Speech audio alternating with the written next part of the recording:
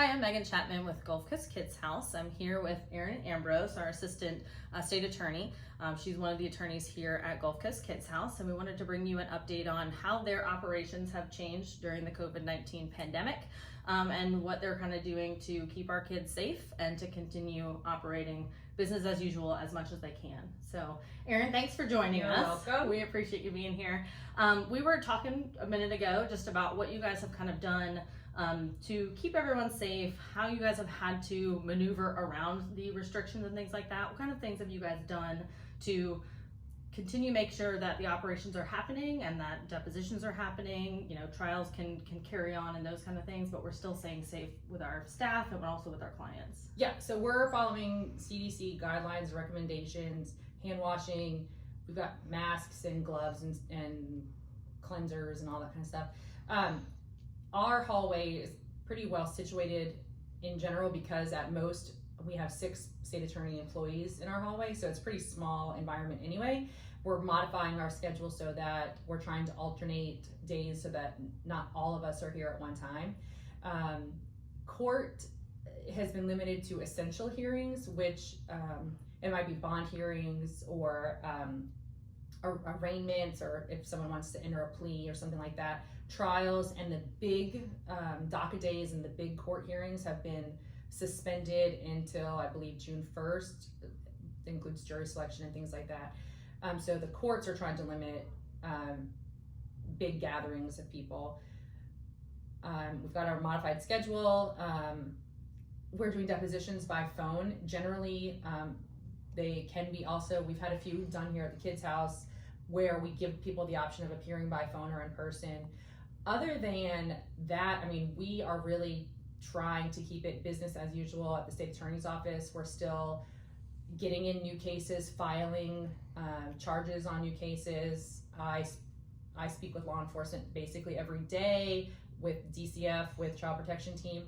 Other than a global pandemic going on around us, we are really working the way we always have. So everything is kind of humming along as normal as far as the state attorney's office is concerned. Awesome. Have there been major changes with your victim advocacy? I know that, Vicki Scott is always, present with everyone. Has that had to, change in a little bit of a way? Do you think that has affected how our cases are going, or?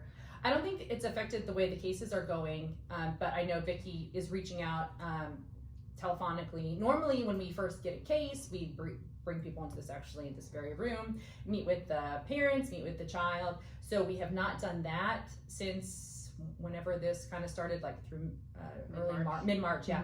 Mm-hmm. But we make sure the parents know, call us anytime when this returns to the new normal. You'll come to Kids House, we'll meet in person, but we're making sure they know that there's the flow of communication and whatever services we can give them in the meantime, so that they're still feeling in the loop and taken care of as much as we can with the restrictions that we've got going on. Awesome. Sounds like you guys have not had to make a ton of adjustments, which is great, and a great comfort, I'm sure, to our clients and through the situation they're going through. We've spoken with Cece from CPT, we've spoken to a number of staff members here with the child protection team and with DCF. Do you guys feel like the cases that you guys are becoming involved with are typically a bit more egregious right now, or a different type than what we typically are seeing because of the pandemic?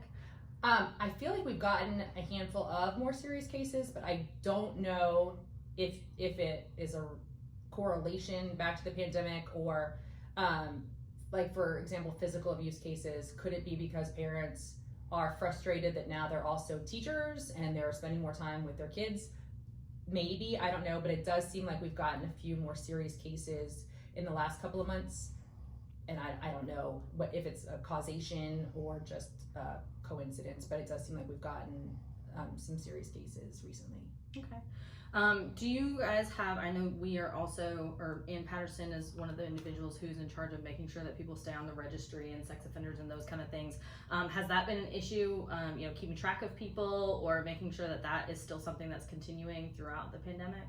I've not heard of any issues with that. I know that the Sheriff's Office and Pensacola Police Department, those types of offenders and these types of cases, child sex abuse cases, are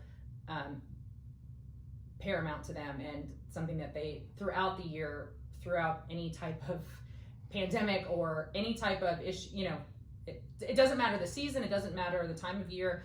Those law enforcement agencies always take these types of cases seriously. They don't slack off.